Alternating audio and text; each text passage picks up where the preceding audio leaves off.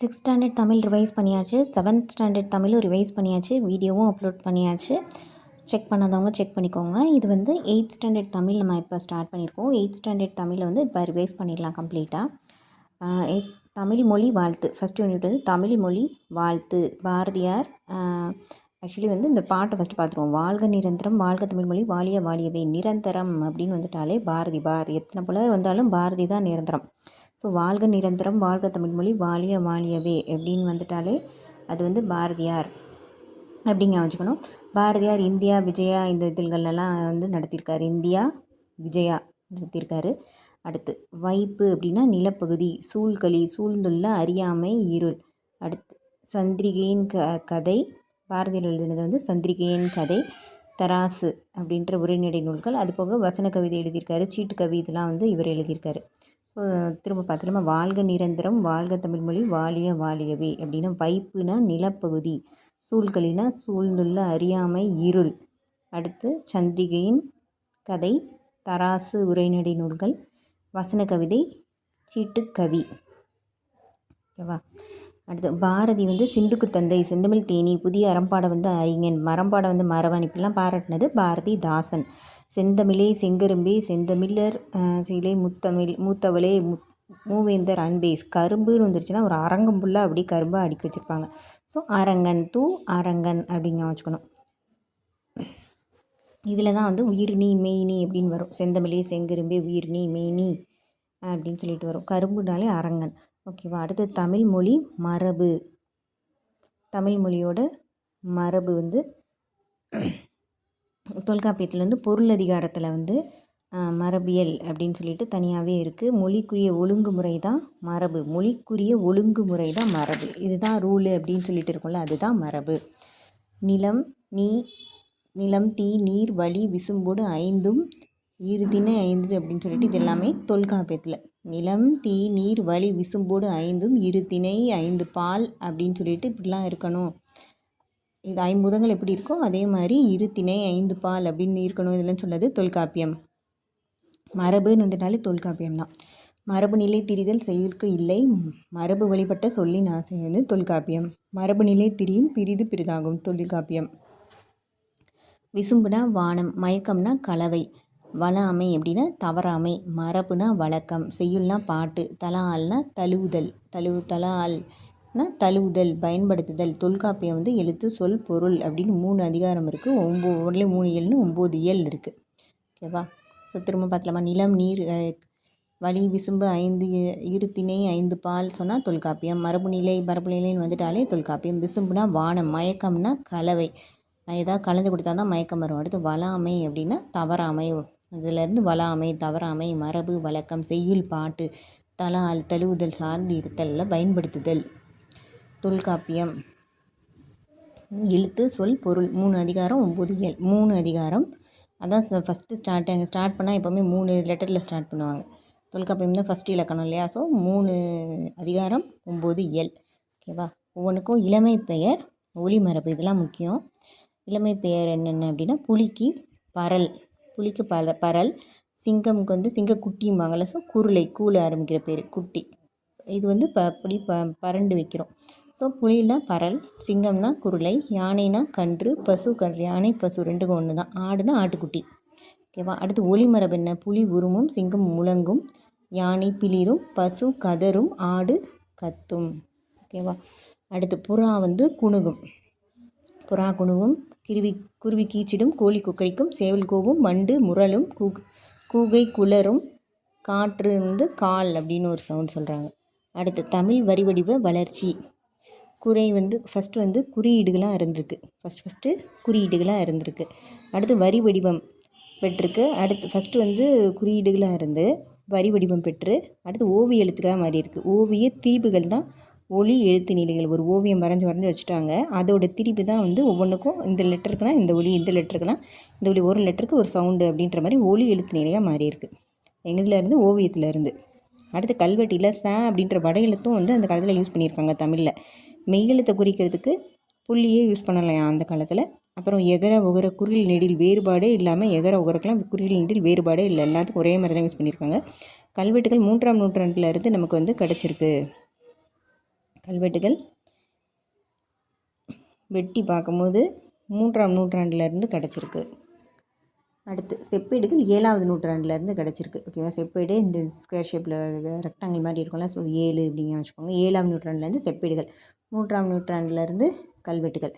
அடுத்து கல்வெட்டுகள் செப்பேடுகள் ரெண்டுமே வட்டெழுத்து தமிழ் எழுத்து 2 டைப்பான எழுத்து வந்து யூஸ் பண்ணியிருக்காங்க. வட்டெழுத்து யூஸ் பண்ணது யார்? சேர பாண்டியர்கள் வந்து வட்டெழுத்து யூஸ் பண்ணியிருக்காங்க 8 to 11ஆம் நூற்றாண்டில் இருக்க சாசனங்கள் படி. அந்த ராஜராஜ சோழன் வந்தது இந்த 12ஆம் நூற்றாண்டை ஒட்டி தான். ஸோ வந்து இந்த 11லேருந்து ஸ்டார்ட் 11க்கு பின் வந்தது தான் வந்து பழைய தமிழ் எழுத்துக்கள் அப்படின்னு சொல்கிறோம். ஸோ வந்து சோழர்கள் எப்போவுமே வந்து டிஃப்ரெண்ட்டாக தான் பண்ணுவோம். இக்காலத்தில் இருக்க தமிழ் லெட்டர்ஸை வந்து பழைய தமிழ் வரி வடிவத்தில் யூஸ் பண்ணியிருக்காங்க. ஓகேவா. அடுத்து கடைச்சங்க காலத்தில் யூஸ் பண்ணதுக்கு பேர் கண் எழுத்துக்கள் அப்படின்னு சொல்கிறாங்க. கடைச்சங்க காலத்தில் யூஸ் பண்ணதுக்கு பேர் கண் எழுத்துக்கள். கண்ணெழுத்து படுத்த எண்ணு பல்பொதி. இது சொன்னது வந்து சிலப்பதிகாரம். கண்ணெழுத்து படுத்த எண்ணு பல்பொதி சொன்னது வந்து சிலப்பதிகாரம். அரிச்சலூர் கல்வெட்டு தமிழ் எழுத்து வட்டெழுத்து கலந்த எழுத்துக்களாக வந்துருக்கு. அரிச்சலூர் கல்வெட்டில் தமிழ் எழுத்தும் இருந்திருக்கு, வட்டெழுத்தும் இருந்திருக்கு. எழுத்து அழகு வந்து குறுக்கு கோடு வந்து பெர்மனெண்ட்டாக வந்து, அதாவது எழுத்து அழகுக்காக தான் ஒரு குறுக்கு கோடு வந்து யூஸ் பண்ணிகிட்டு இருந்திருக்காங்க. அதை வந்து இப்போ பெர்மனெண்ட்டாக யூஸ் பண்ண ஆரம்பிச்சிட்டாங்க.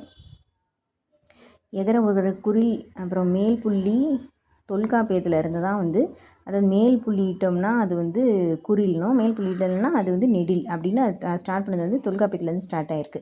இந்த மாதிரி எது இப்படி மேலே புள்ளி வச்சுட்டா அது எதுன்னு தான் அர்த்தம், மேலே புள்ளி வைக்கலைன்னா ஏதுன்னு அர்த்தம்.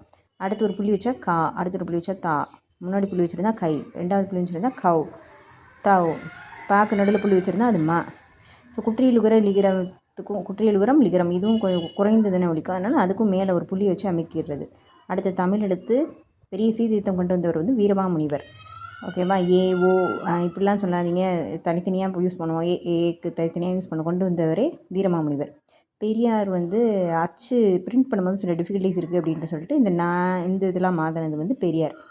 இது வந்து தமிழ்நாடு அரசால் வந்து லேட்டராக வந்து நடைமுறைக்கு வந்தது, எம்ஜிஆர் டைமில் வந்து நடைமுறைக்கு வந்தது. அடுத்து சொற்பூங்கா வந்து இது வந்து ரா இளங்குமரனார் எழுதினது. தமிழ் சொல்ல வந்து நெல் அப்படின்னு சொல்கிறாங்க. எல்லா சொல்லும் பொருள் குறித்தனவே சொன்னது வந்து தொல்காப்பியர். ஓகேவா. நெட்டெழுத்து வந்து 7, ஓரெழுத்து உருமொழி வந்து நெட்டெழுத்து 7 ஓரெழுத்து ஒருமொழி அப்படின்னு தொல்காப்பியர் ஆக்சுவலி வந்து நன்னூலார் என்ன சொல்லுவார்னா 2 குற்றெழுத்து அதில் சேர்த்துக்குவார் ஒரு எழுத்து ஒரு மொழியில்.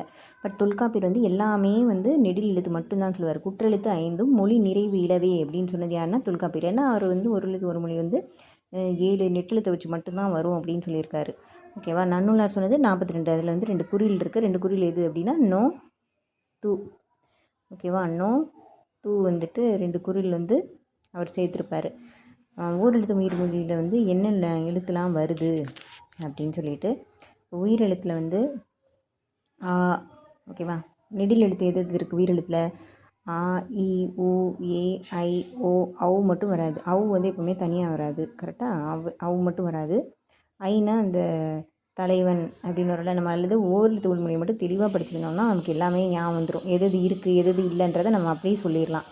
ஏன்னா வந்து ஒவ்வொரு லெட்டர் பார்த்தாலே நமக்கு வந்து அதோட மீனிங் ஞாபகம் வந்துடும். ஸோ வந்து எதுன்னு சொல்லிடலாம். இதில் உயிரெழுத்தில் வந்து மொத்தம் 6 ஓரெழுத்து ஒரு மொழியில் வந்து உயிரெழுத்தில் 6 இருக்குது. ஸோ வந்து அவு மட்டும் கிடையாது, இல்லை 7 நெட்டெழுத்தில் அவு மட்டும் கிடையாது. ஸோ அதனால் 6 இருக்குது. அடுத்து மகர எழுத்துலேயும் 6 இருக்குது. அடுத்து தகர எழுத்தில் வந்து 5 இருக்குது. பகரத்துலேயும் 5 இருக்குது. நகரத்துலேயும் 5 இருக்குது. சரியா. தகரம் பகரம் தப்பனில் வந்து 5 இருக்குது. இது 6, இது 5 இருக்குது. அடுத்து கேச ரெண்டுலேயுமே 4 இருக்குது. ஓகேவா. கேசில் 4 இருக்குது. அடுத்து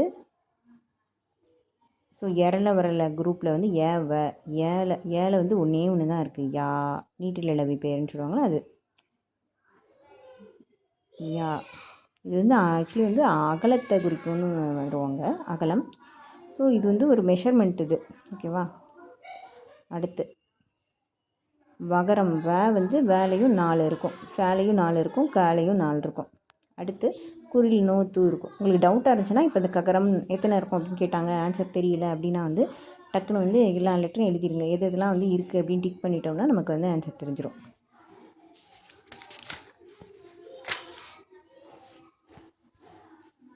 அடுத்து ஆமா அப்படின்றது வந்து காட்டு பசு. ஆ அப்படின்னா ஆண், ஆனா ஆண் அது மீன் பண்ணுது. மான்னா மா, மாவை வந்து மானை வந்து மானும், ஆணை வந்து ஆணும் ஷார்ட் ஃபார்மில் சொல்கிறாங்க. ஆ மா ரெண்டும் சேரும் போது அது வந்து காட்டு பசு. ஓகேவா? காட்டு பசு. ஆமா சேரும் போது காட்டு பசு.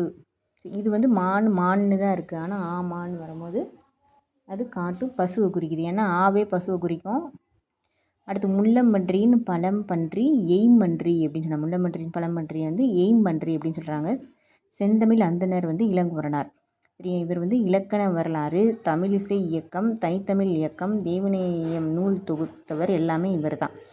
இலக்கண வரலாறு, தமிழிசை இயக்கம், தனித்தமிழ் இயக்கம், தேவநேய நூல் தொகுத்தவர். ஆக்சுவலி தேவநேயருக்காக வந்து இவர் ஒரு மண்டபம் மாதிரிலாம் பண்ணியிருப்பார். ஸோ அங்கே வந்து தான் எல்லாமே நடக்குதுன்னு யோசிச்சுக்கோங்க. இலக்கண வரலாறு சொல்கிறது, தமிழ் இசை ப்ரோக்ராம், அப்புறம் தனித்தமிழ் இயக்க ப்ரோக்ராம்லாம் நடக்கிற மாதிரி யோசிச்சுக்கோங்க. இவர் திருச்சிக்கு பக்கத்தில் இருக்க அல்லூரில் திருவள்ளுவர் தவச்சாலை, ஆமாம் கரெக்ட், திருவள்ளுவருக்கான தவச்சாலை அமைச்சிருக்காருல. ஸோ அங்கே அடுத்து பாவனர் நூலகம் வந்து அமைச்சிருப்பார். ஸோ தேவநேய பாவனர் தான் அவருக்காக நூலகம் அமைச்சிருக்காருல. ஸோ அங்கே தான் இதெல்லாம் நடக்காதான் ஞாபகம் வச்சுக்கோங்க. இலக்கண வரலாறு, தமிழிசை இயக்கம், தனித்தமிழ் இயக்கம் அதெல்லாம். அடுத்து எழுத்துக்களின் பிறப்பு, சரி, இடப்பிறப்பு, முயற்சி பிறப்பு அப்படின்னு சொல்லிட்டு. அடுத்து எழுத்துக்களின் பிறப்பு. எழுத்துக்களின் பிறப்பு வந்து இடப்பிறப்பு, முயற்சி பிறப்பு. எழுத்துக்களின் பிறப்பு வந்து இடப்பிறப்பு, முயற்சி பிறப்பு. இடப்பிறப்பு வந்து உயிர் எழுத்து வந்து கழுத்தில் பிறகுது. வல்லின மே வந்து மார்பில், மெல்லினம் வந்து மூக்கில், இடையினம் வந்து கழுத்தில், ஆயுதம் வந்து தலையில். சரியா? எந்தெந்த இடப்பிறப்பு எழுத்துக்களின் பிறப்பு. ஃபஸ்ட்டு இடப்பிறப்பு என்னென்னா, உயிர் வந்து கழுத்து நேர்ச்சா உயிர் போயிடும். ஸோ உயிர் பிறப்பு வந்து கழுத்தில் பிறக்கும். ஆயுதம்னா தலையில் ஹெல்மெட் போட்டிருப்போம், ஸோ தலை. அடுத்து வல்லினம் மார்பு தான் வந்து ஸ்ட்ராங்கான இடம். அடுத்து மெல்லினம் மூக்கு தான் வந்து ரொம்ப மெல்லிசாக இருக்கும். அடுத்து வந்து இடையினம் அப்படின்னா வந்து அது கழுத்து. ஓகேவா? அடுத்து முயற்சி பிறப்பு அப்படின்னு உயிரெழுத்து எப்படி பிறக்குது? அ ஆ வாயை திறக்கிறதுனால பிறகு சொல்லி பார்த்தாலே தெரியும். அ ஆ வாயை திறந்தா உயிரெழுத்து பிறக்கும். அடுத்து இ ஈ ஏ ஏ ஐ இதெல்லாம் வந்து நாக்கின் அடி ஓரம் மேல்வாய் பல்ல தொடுற, நாக்கின் அடி ஓரம் மேல்வாய் பல்ல தொடுறதுனால இ ஈ ஏ ஆயிலாம் பிறக்குது. அடுத்து உ ஊ ஓ ஆவு தெரியும் நமக்கு வந்து வாயை குவிக்கிறதுனால பிறக்குது. இது வந்து அடி மேல், நாக்கு அடி மேல் அப்படி ஆப்போசிட்டாக இருக்க மாதிரி ஞாபகம் வச்சுக்கணும். ஓகேவா? அடுத்து மெய்யெழுத்தில் வந்து இக்கு இங்கு கசட தவறலாம் இதான் பகுதி. ஸோ முதற் பகுதி அடிப்பகுதி அப்படின்னு ஞாபகம் வச்சுக்கணும். முதற் பகுதி அதாவது இது ஃபஸ்ட் இதெல்லாம் வந்து எப்படி வரும் அப்படின்னா வந்து நாவின் முதற் பகுதி, அப்புறம் பல்லின் அடிப்பகுதி அப்படின்னு சொல்லிட்டு வரும். நம்ம வந்து இது மட்டும் ஞாபகம் வச்சுக்கலாம். இக்கு இங்கு கசடத்த பிறகு தான் ஃபஸ்ட்டு ரெண்டா. ஸோ முதற் பகுதி அடிப்பகுதி. அடுத்து இச்சு இஞ்சு, இச்சு இஞ்சு நடுப்பகுதி இடைப்பகுதி. அடுத்து இட்டு இன்னு நுனி நுனி. டன் அப்படின்னா நுனி, டன் அப்படி சொல்லிட்டாங்கன்னா நுனியில் நின்று டன் சொல்லுவாங்க. அந்த மாதிரி எட்டு இன்னு. அடுத்து இத்து இன்னு, இத்து இன்னா அடி நுனி. அடுத்து இப்பு இம்மு சொல்லும் போதே தெரியும், மேல் கீழ் இதழை இணைக்கிறதுனால தான் அந்த சவுண்டு வரும். அடுத்து ஈனா ஈ எங்கே வச்சுக்கோங்க. ஈனா ஈ பறந்துச்சுன்னா என்ன பண்ணுவோம்? அடிப்போம், அடி அடி. அடுத்து இல்லு வந்துட்டாலே வருடுவதால், அப்படி வருடுவது அது ஒரு ஸ்பெஷல் லெட்டர் இல்லையா? ஸோ வருடுவதால். இல் அப்படின்னா தடித்து நெருங்குவது. இது வந்து பள்ளி அப்படின்னு சொல்லுவாங்க. பள்ளி வந்து வந்துச்சுன்னா அப்படி தடித்த பள்ளி அப்படி நெருங்கி வரும் நம்மளை. அடுத்து பள்ளினா பிள்ளைகளுக்கு தடவி கொடுத்து தான் எல்லாத்தையும் நான் வந்து சொல்லிக் கொடுக்கணும் பள்ளியில். அந்த லீ தானே இல்லை தானே, ஸோ தடித்து தடவுவதால். அடுத்து மேல்பல் கீழுதடு சொல்லி பார்த்தாலே தெரியும், மேல்பல் கீழுதடு. அடுத்து இன்னு ரன் ஓடிடுவாங்க, மிகவும் பொருந்தி போயிட்டு அப்படி ஓடிடுவாங்க. ஆயுதம் அக்கு வாயை திறந்து ஆ மாதிரி தான் இதுவும் அக்கு. ஸோ வாயை திறந்து ஒழிக்கணும். அடுத்து சார்பெழுத்து வந்து முதலெழுத்து எப்படி வருதோ அதே மாதிரி தான் சேம் வந்து சார்பெழுத்து வரும் அப்படின்னு சொல்லிட்டு சொல்கிறாங்க. ஓகேவா? அடுத்து இக்கு இங்குன்னா நாவின் முதல் அன்ன அடி. சிஞ்சுன்னா இடை இடை. டன்னா நுனியில் நின்று தான் டன் சொல்லுவாங்க. நுனி நுனி. இத்து இன்னு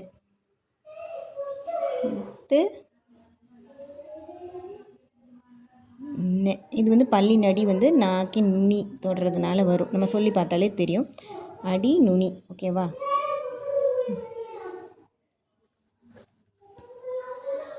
அடுத்து ஆ நிறை, அதாவது இந்த கூட்டு பேர்களெல்லாம் எப்படி சொல்லணும்? ஆ நிறை. ஆனா ஸோ பசுனா ஆ நிறை, ஆட்டு மந்தை. சோறு சோறு சாப்பிட சொல்லக்கூடாது. உண் சோறு உண். ஸ்நாக்ஸ்னால் தின்னுன்னு சொல்லுவாங்க. முறுக்கு தின். சோறு உண், முறுக்கு தின். பூவை வந்து கொய்யணும். பூ கொய். பால் பருகு. இலையை பறி. சுவரை எழுப்பு. கூடை உடை. பானை வனை. இதெல்லாம் தான் அந்த பேர்கள். சரி, ஆர்டிகுலேட்டரி ஃபோனிட்டிக்ஸ் அப்படின்னா ஒலிப்பிறப்பியல். ஆர்டிகுலேட்டரி ஃபோனிட்டிக்ஸ் வந்து ஒலிப்பிறப்பியல். கான்சனன்ட்னா மெய்யொலி. நாசல் கான்சனன்ட் சொன்னால் மூக்கொலி. எபிகிராஃப் அப்படின்னா கல்வெட்டு. வவ்வல்னா உயிரொலி. லெக்சிகோகிராஃபி அகராதியியல். ஒலியன்னா ஃபோனமி. பிக்டோகிராஃப் அப்படின்னா சித்திரை எழுத்து. பிக்டோகிராஃப் அப்படின்றது சித்திரை எழுத்து. அடுத்து ஓடை. ஓடை ஆட உள்ளம் தூண்டுதே அப்படின்னு சொல்லிட்டு ஓடையில் வந்து ஒரு பாட்டு மாதிரி பாடுறது யாருன்னா வாணிதாசன் அப்படின்னு வச்சுக்கணும். ஓடை ஆட உள்ளம் தூண்டுதே வாணிதாசன். தமிழ்நாட்டோட வேர்ட்ஸ்வொர்த் அப்படின்னு சொல்லிட்டு இவங்கள சொல்லுவாங்க. தமிழ்நாட்டோட வேர்ட்ஸ்வொர்த் யாருன்னா வாணிதாசன். இவங்க இயற்பெயர் என்னென்னா அரங்கசாமி என்கிற எத்திராசலோ. அரங்கசாமி என்கிற எத்திராசலோ தான் இவங்க இயற்பெயர். அதுக்கப்புறம் வந்து வச்ச பேர் வந்து வாணிதாசன். தமிழ்நாட்டோட வேர்ட்ஸ்வொர்த் இவங்க தான். செஞ்சொல் அப்படின்றது திருந்திய சொல். இவங்க வந்து பாரதிதாசனோட மாணவன். இவங்க வந்து கவிஞரேரு. அவங்கள வந்து நல்லா எல்லோரும் ஏற்றி விடுறதுக்கு நிறைய பேர் இருக்காங்க. ஸோ கவிஞரேரு, பாவலர் மணி, அதுக்கப்புறம் வந்து தமிழச்சி, கொடிமுல்லை, தொடுவானம், எழிலோவியம், குழந்தை இலக்கியம். இதெல்லாம் இவங்களோட நூல்கள். ஸோ இவங்க ஒரு கவிஞர் ஏற்றி விடுறதுக்கு நல்லா பாவலர் மணி அடிச்சுக்கிட்டே ஏற்றி விடுவாங்க. மணி அடிச்சுக்கிட்டே ஏறி விடுவாங்க. அடுத்து தமிழச்சி, கொடிமுல்லை, தொடுவானம், எழிலோவியம். இவங்களுக்கு ஒரு குழந்தை இருக்கும். ஸோ குழந்தை இலக்கியம் இப்படிலாம் ஞாபகம் வச்சுக்கோங்க. குழந்தை இலக்கியம், எழிலோவியம், தமிழச்சி, கொடிமுல்லை, தொடுவானம். ஓகேவா? ஈரம்னா இரக்கம். முழவுனா இசைக்கருவி. நன்செய்னா நிறைந்த நீர்வளம் நிறைந்த நிலம். புன்செய்னா குறைந்த நீர்வளம் நிறைந்த நிலம். வல்லைப்பாட்டு நெல் குத்தும் போது பாடப்படும் பாட்டு.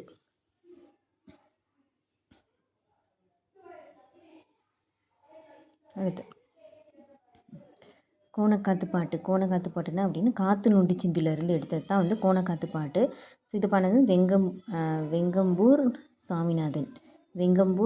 சாமிநாதன். கோணக்காத்து பாட்டு.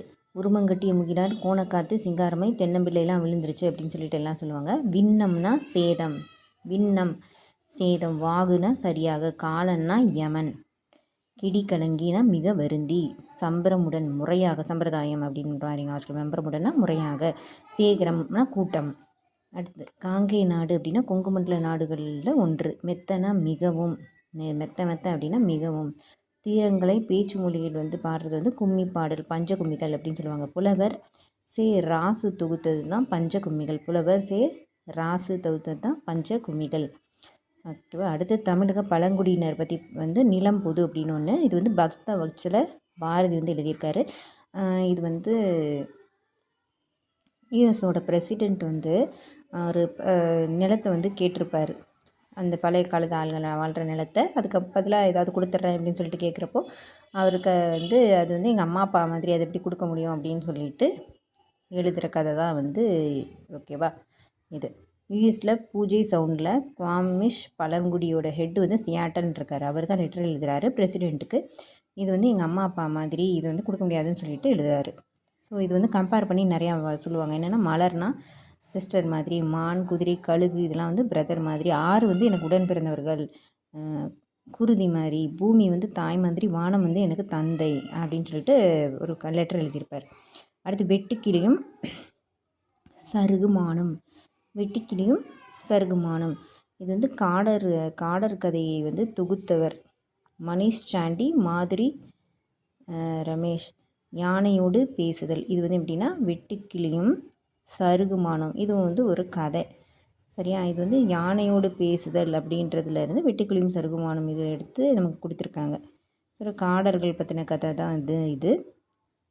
எழுதின மனிஷ் சாண்டி, மாதுரி ரமேஷ். யானையோடு பேசுதல் தமிழாக்கம் பண்ணது யார் அப்படின்னா கீதா.